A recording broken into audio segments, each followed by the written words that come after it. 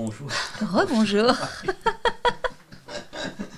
Alors, quand on parle de sexe, parle-t-on aussi de sexualité? Ah, alors normalement, c'est deux choses entièrement différentes. Sur le sexe, on est sur des choses effectivement plus académiques. Il y a plusieurs étymologies en fait qui sont en contradiction un peu les unes avec les autres. Mais sexe qui viendrait du latin, alors sectare, j'espère que je dis pas de bêtises, la séparation, donc la séparation entre les hommes et les femmes. Et la sexualité, c'est plutôt la production culturelle qui tourne autour de tout ça. C'est justement peut-être les interactions entre les corps. Donc c'est une question de culture, la sexualité. D'accord. Et on devrait d'ailleurs toujours dire les sexualités au pluriel et pas au singulier. Parce que la sexualité, souvent elle est naturalisée. On dit la sexualité, finalement c'est celle qui va reproduire l'espèce. Donc papa dans maman, missionnaire du samedi soir, pénétration vaginale uniquement. Alors que tant qu'il y a une production de désir ou de plaisir, et même tant qu'il y a une production imaginaire en rapport avec ça, c'est déjà de la sexualité.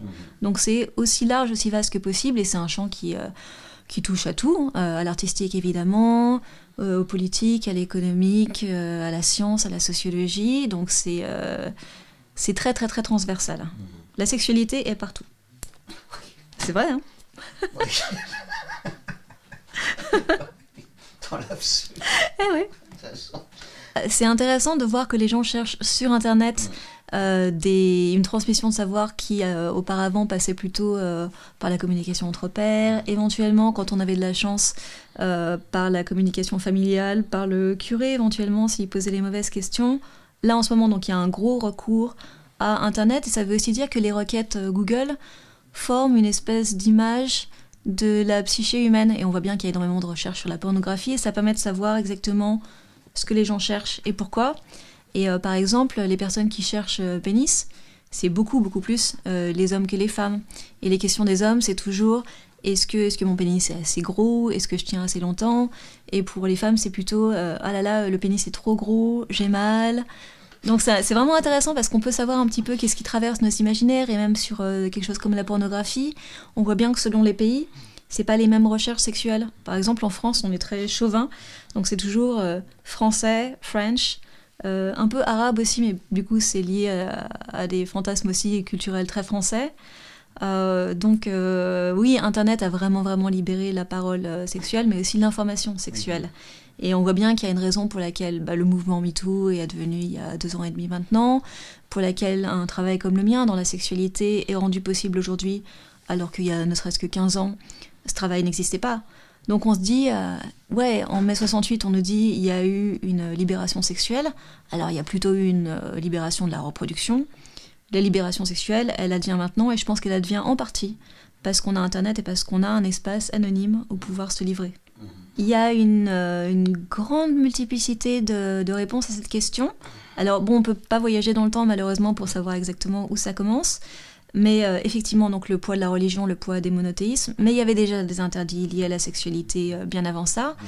Il y a possiblement une espèce de malaise, peut-être des hommes devant le corps des femmes qui sont toujours en train de saigner, mais c'est pas des saignements qui sont dus à des blessures, avec des femmes qui gonflent, qui saignent, qui perdent des enfants, qui regonflent, qui produisent des hommes, des femmes.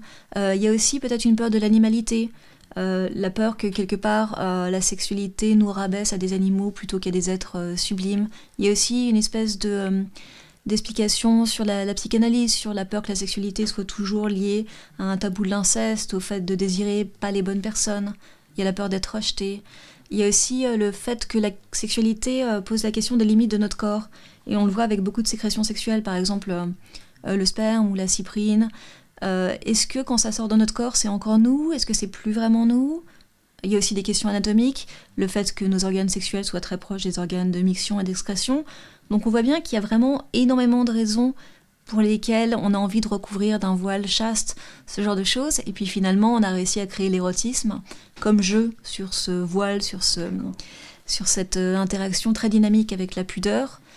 Et aujourd'hui, on est en train de réparer plein de choses par rapport à ça, de se dire oui, alors c'est pas parce qu'on a des fantasmes parfois inavouables qu'on est seul, qu'on est différent des autres, qu'on n'est pas normal, qu'on n'est pas légitime. Aujourd'hui, c'est pas parce qu'on est un animal humain qu'on est moins humain que les autres. Évidemment, la religion a moins de poids. Donc je vois que l'érotisme aussi est en train de prendre des formes qui sont complètement différentes, parce que l'interdit se déplace, parce que l'obscène est revenu dans la scène, et il y a d'autres choses maintenant qui se disent pas, donc c'est intéressant, c'est passionnant vraiment en plus aujourd'hui, parce qu'il se passe plein de choses, et que ce qui était vrai il y a 15 ans l'est plus du tout maintenant, et à mon avis ne le sera plus dans 15 ans. Et à nous, être sexuels aujourd'hui, d'être toujours dans la remise en question. Et ça a beaucoup été un problème, parce que comme l'apprentissage de la sexualité se fait au moment où on commence à devenir adulte, et que c'est un petit peu un gage d'entrer dans l'âge adulte, de se dire, voilà, on va devenir une personne respectée, respectable, on va gagner des libertés, alors on a intérêt à prétendre très jeune que le sexe on maîtrise, que le sexe qu'on connaît, alors qu'évidemment personne ne maîtrise et personne ne connaît le sexe, il y a beaucoup trop de choses à faire.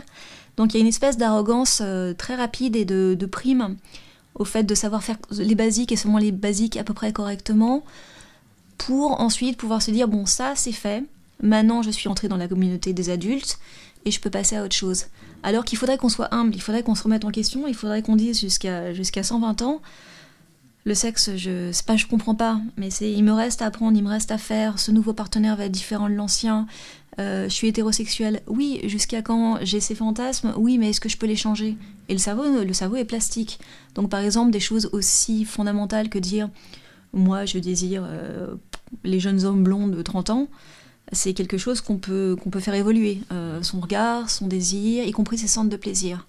Et cette résilience-là, il faut aussi qu'on soit capable et qu'on ait envie de la développer. Et c'est passionnant, parce qu'ensuite on n'est pas coincé dans notre enveloppe corporelle, on n'est pas juste nous piégés dans nos fantasmes. On peut avoir des trajectoires sexuelles, et ça on commence seulement à le penser.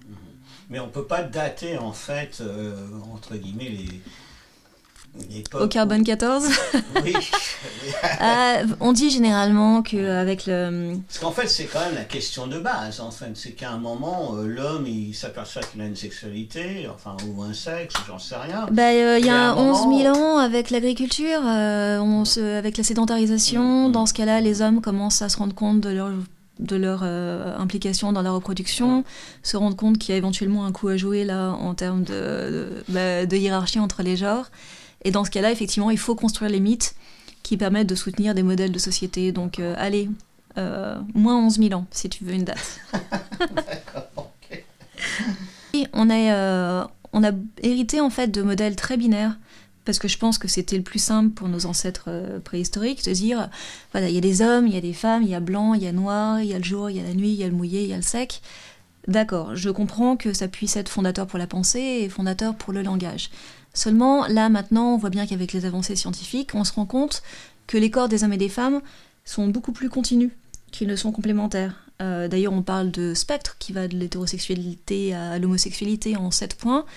Et on pourrait aussi imaginer qu'entre les hommes et les femmes, il y a des intersexes, qu'éventuellement il faut aussi penser en 3 dimensions, c'est-à-dire homme-femme, qu'est-ce que ça veut dire? Là, dans la littérature académique, on parle d'expression de genre, de sexe physique, de sexe anatomique, de sexe chromosomique, de sexe social, de sexe psychologique. Alors nous, en fait, personnellement, individuellement, où est-ce qu'on en est sur ces lignes-là? Et on n'est pas toujours au même endroit. Donc on se rend bien compte qu'il y a des limites, finalement, à la pensée binaire, qui font qu'aujourd'hui, ça marche plus, ça marche moins bien, parce que je crois qu'on est prêt, intellectuellement, à pouvoir penser en plus de 2.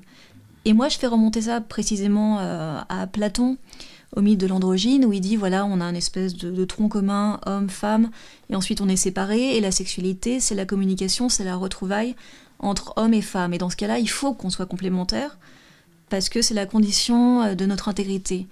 Et j'ai l'impression que ça a plus créé d'opposition entre hommes et femmes. D'ailleurs, on parle de sexe opposé, plutôt que moi, ce que je peux constater dans ma vie autour de moi, qui est que je suis beaucoup plus proche d'un homme qui serait artiste, journaliste, que d'une femme qui serait mathématicienne, par exemple, pour parler d'un sujet où je suis complètement incompétente. Et c'est des choses qui ont été prouvées par l'imagerie cérébrale. Les cerveaux d'un homme et d'une femme pianiste sont plus proches que les cerveaux de 2 femmes qui font des boulots différents. Donc c'est stimulant de pouvoir se dire qu'on va pouvoir sortir d'une confrontation brutale pour faire le choix de l'intelligence, de la communication et de l'empathie. Est-ce qu'on va dans ce sens-là, vraiment? Ah oui, absolument, oui. On voit bien là avec les jeunes générations qui arrivent, avec de plus en plus de fluidité sexuelle, Donc, c'est-à-dire pas seulement homo, hétéro, mais aussi donc plus de bisexuels, plus de pansexuels encore. Il y a évidemment toute la question des transidentités. Et il y a aussi une certaine remise en cause de la monogamie avec le polyamour ou même l'infidélité, qui fait qu'on se dit je suis même pas obligé d'aimer une autre personne, je peux aimer plusieurs autres personnes. Et forcément, ça fait encore des interactions qui sont plus dynamiques. Donc pour moi, effectivement, on est maintenant sur quelque chose de beaucoup plus horizontal. C'est plus confortable pour le sexe, l'horizontalité. Pas forcément, pas pour tout le monde, mais ça reste encore aujourd'hui un énorme impensé, c'est-à-dire que la sexualité et le désir, c'est terriblement injuste. Et aujourd'hui, on voit bien que dans les rapports de pouvoir, que ce soit en termes de prestige, d'argent, de couleur de peau, on a un désir de questionner ces sujets-là, et que par contre, sur la loterie génétique à la naissance, on n'a pas encore réussi à faire en sorte qu'une femme très laide soit aussi désirable qu'une femme très, très belle. Ensuite, je trouve ça, moi, assez intéressant de pouvoir se dire qu'on n'est pas obligé d'être désirable seulement de cette manière-là. Que oui, ça restera un facteur d'injustice fondamental, que le désir a aussi quelque chose de complètement arbitraire, des fois, mais qu'il ne faut pas non plus désespérer. Il y a des personnes très laides qui arrivent à avoir des vies sexuelles absolument formidables, donc haut les cœurs. Et peut-être qu'avec la technologie, peut-être que dans un futur proche, avec la réalité augmentée par exemple, ce sera pas très grave d'être très moche, parce qu'on couchera par avatar interposé, parce qu'on couchera avec des hologrammes, parce que moi je pourrais choisir sur vous par exemple de projeter une image de Brad Pitt et de pas vous voir pendant qu'on fait l'amour par exemple. Et non, et c'est possible, c'est des technologies qui existent déjà, hein, donc... Bah oui. Non, je dis pas. Au-dessus du corps. C'est très fou. Ouais, bon, faut rentrer. À ma génération, on est habitué à ce genre de choses. Non, donc, c'est pas ça, c'est qu'en fait, pour moi, c'est autre. Mais bon, c'est un autre débat. En fait, c'est ça la question, c'est est-ce que c'est que de l'imaginaire Moi, évidemment, je trouve ça très, très intéressant si on arrive à superposer des couches physiques et des couches cérébrales et fantasmatiques sur une même relation sexuelle, parce que plus on rajoute de couches, plus c'est rigolo. Ensuite, on peut aussi décider, peut-être avec la mode de la pleine conscience, d'être au contraire, ici, maintenant, dans le corps et juste dans le corps, complètement à l'écoute de ses sensations. Donc, ça fait partie en fait d'un espèce d'outillage érotique qui s'amplifie actuellement, qui est qu'on peut effectivement partir sur quelque chose de complètement imaginaire où éventuellement le corps disparaît dans une certaine mesure, ou alors on dit je laisse complètement le cerveau de côté, je choisis d'être là, maintenant, tout de suite. On peut aussi faire ça avec la prise de substances, par exemple. Il y a des gens qui prennent des drogues pour justement arrêter de penser. Et puis il y a des personnes qui disent je vais coucher par webcam interposée, et dans ce cas-là, ça va être l'inverse. Il n'y aura plus que le cerveau. Pourquoi pas ? Pourquoi pas ? Non, la transaction sexuelle, elle a toujours existé. Il y a une philosophe italienne qui s'appelle Paola Tabet qui a parlé du fait que de la prostitution au mariage hétérosexuel, on était toujours dans quelque chose de transactionnel quelque part. On paye juste ses partenaires d'une manière un peu différente. On dit toujours que la prostitution, c'est le plus vieux métier du monde. Alors, je ne sais pas si c'était vrai, parce que je pense qu'on a quand même plus besoin de manger que de faire l'amour. Donc, je pense que découper un steak de mammouth, ça devait être ça, le premier métier du monde. Ou peut-être nourrice, c'était peut-être aussi le premier métier du monde.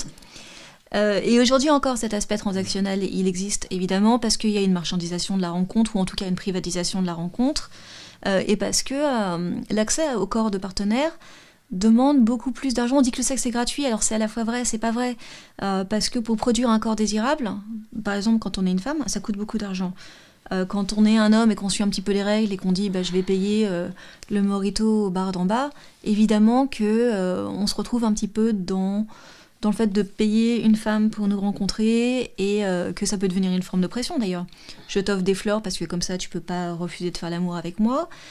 Donc maintenant qu'on a la chance d'avoir des rapports économiques entre hommes et femmes qui commencent à s'égaliser un petit peu, je pense qu'on va se calmer sur l'aspect transactionnel du sexe, mais il y aura toujours une monnaie d'échange. Et cette monnaie d'échange, à mon avis, va passer de l'économie au désir. C'est-à-dire que pour être un homme et avoir accès au corps des femmes, plutôt que de leur donner, je sais pas, des bagues et des diamants, alors il faudrait être quand même très désirable. Et ça coûtera de l'argent, et ça coûtera du temps et de l'énergie, mais on aura aussi la chance d'être désiré pour soi-même et pas pour les espèces d'accessoires qui nous entourent.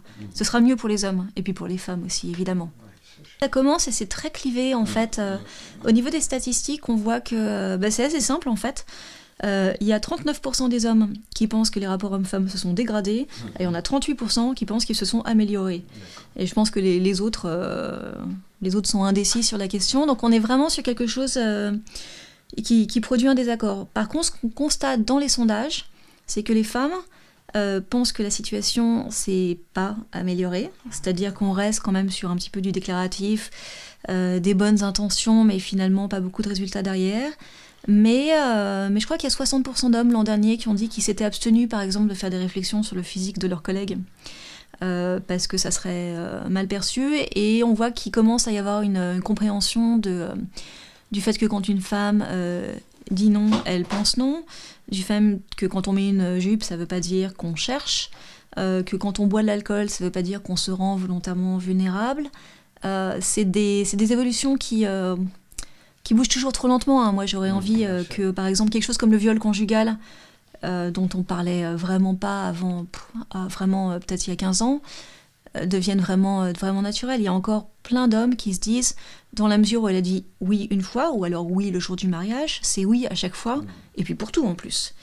Donc ça avance. À mon avis, pour que ça avance encore plus vite, parce que là on est sur des discussions qui sont encore très élitistes, parfois très académiques, avec aussi du jargon incompréhensible, il faut que les représentations changent. Donc quand ça aura changé dans les jeux vidéo, dans les séries télé, au cinéma, dans les romans jeunesse, quand les personnes qui ont peut-être entre 10 et 15 ans aujourd'hui auront commencé leur vie sexuelle sur des bases saines où l'opinion d'une femme compte autant que l'opinion d'un homme, alors là, effectivement, on va avoir un bouleversement total des rapports hommes-femmes et à mon avis, un confort de communication et puis même de plaisir sexuel qui va être inimaginable. On est nés beaucoup trop tôt, nous.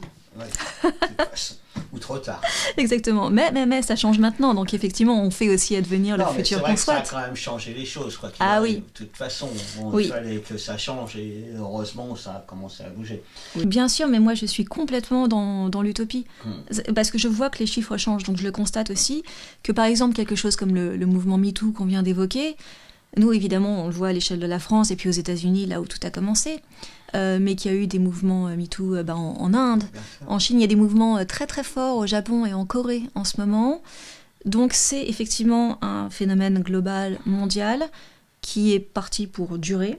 Il n'est pas exclu évidemment, comme dans tous les mouvements de balancier historiques, qu'on ait un peu des retours de bâton, mais je pense pas que maintenant que les femmes ont accès à la contraception, à l'avortement et au développement économique, qu'on puisse revenir en arrière sur le fait de pouvoir frapper, insulter, harceler, violer et éventuellement tuer des femmes.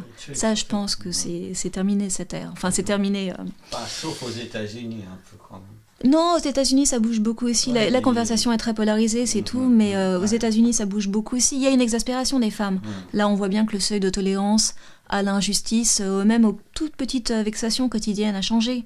On se base sur des choses qui sont énormes, sur des impensés culturels qui datent de millénaires et de millénaires, mais on arrive aussi à se battre sur des petites choses, et les petites choses sont importantes aussi. L'écriture inclusive, la taxe tampon, le fait de pouvoir parler de ses règles, toutes ces choses qui étaient cachées et qui maintenant adviennent sur le devant de la scène, je sais pas, la charge mentale, le congé paternité, tout, et tout va ensemble en plus. Donc chaque combat mené dynamise tous les combats, et on voit bien que, alors que c'était has-been d'être féministe il y a 15 ans, maintenant c'est has-been de ne pas être féministe, et tant mieux. Oui, c'est vrai. Merci beaucoup. Merci à vous. C'est une jolie réponse. Utopie. Révolution. De toute façon, il en faut, parce que de toute manière, c'est la seule chose qui nous permet de continuer. Oui, tout à fait, mais en plus ça marche, donc c'est même pas un vœu pieux, je dis pas ça pour faire plaisir aux personnes qui regarderont l'interview, je le fais parce que je le pense sincèrement. Ça change et on est en train de faire advenir un monde qui est meilleur. Alors ensuite, avec le climat, on sera peut-être tous morts d'ici là, mais on mourra d'un tsunami en ayant l'égalité sexuelle. C'est déjà pas mal. C'est déjà pas mal. Les hommes et les femmes mourront à la même rapidité. Voilà. Et donc, seront peut-être enterrés ensemble aussi. Voilà, exactement. Ok, super. Merci beaucoup. Merci.